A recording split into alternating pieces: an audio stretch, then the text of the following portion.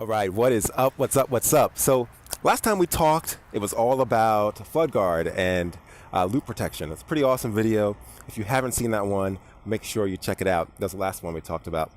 And now we're going to talk about secure router configuration and ACLs. All right, so before we get into that, I just want to clarify what a router is. I mean, obviously it's a device that routes packets, right? I mean, you could have figured that out by the name router. But what exactly does it do? So a router, what it really does is it connects two distinct networks or multiple networks. And you should think of a network in the same way that you think about your street, right? Think about the street you grew up on.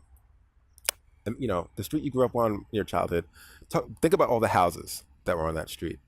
And now think about the street that your wife grew up on, or your boyfriend, or your husband, or your girlfriend. And if you don't know what that street looks like, just make it up. Okay? Now, the street has a name. And in the same way, a computer network has a name. The difference, of course, is that devices live on networks and houses live on, well, people in those houses live on streets. And network names are numbers, they're IP addresses. But street names are just names. They're letters and they're, things, words that you can pronounce. And so that's where the real distinction exists.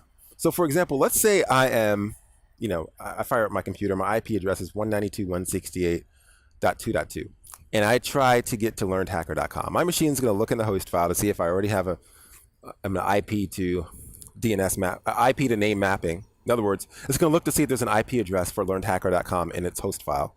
If it's not there, it's going to check the local DNS cache to see if it previously looked up the IP address for learnedhacker.com. And if it doesn't see it, it's going to send out a DNS request to its local DNS server. They're going to do a bunch of DNS magic. Eventually, we're going to get the IP address of learnedhacker.com. Then your machine is going to look at that IP address. Let's say the IP address is 1.1.1.1. Just making this up totally. Don't go there. Obviously, don't go there. So let's say your subnet mask, that is the 255.255.255.0 thing that you usually see on your computer. That can change. It doesn't have to be that. We'll talk about subnet mask a little later. But the point here is that subnet masks divide IP addresses into a network portion and a host portion.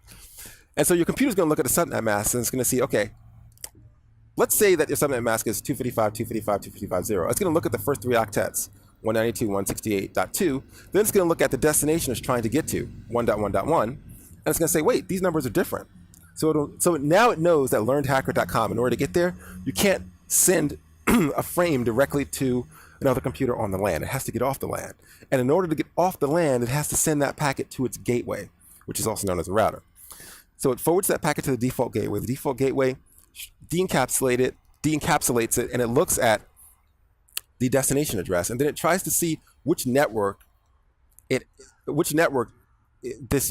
address exists in. In other words, does it have a route for this packet? And if it does, or even if it doesn't have a route, it's going to forward it out, by default. Usually it'll forward it out to the next router in the sequence. And it just keeps forwarding the packet.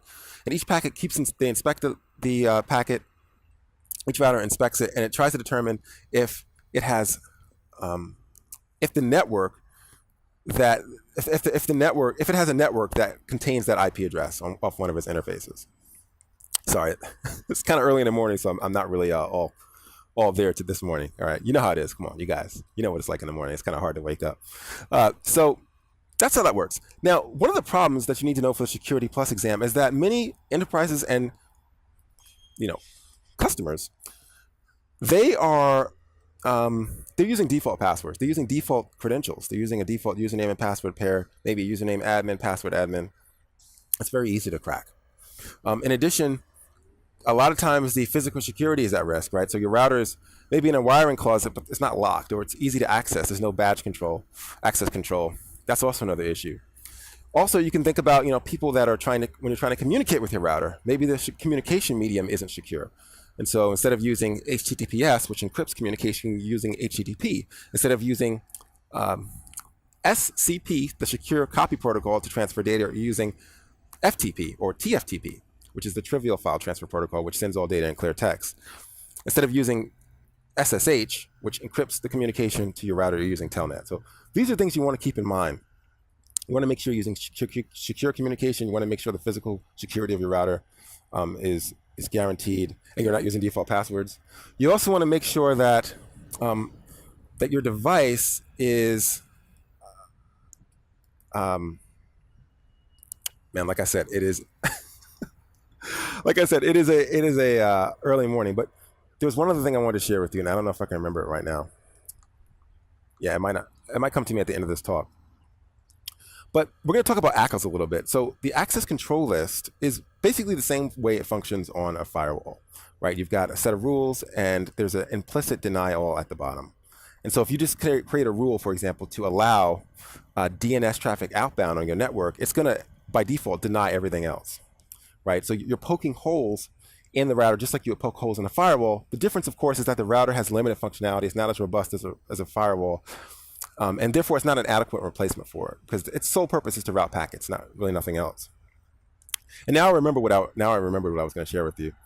The other thing we want to do with the router is you want to make sure that the data is backed up, the configuration is backed up, but it's encrypted, it's stored offsite in a secure location, and the data is encrypted. That way, your data at rest is what it's called when the data isn't moving.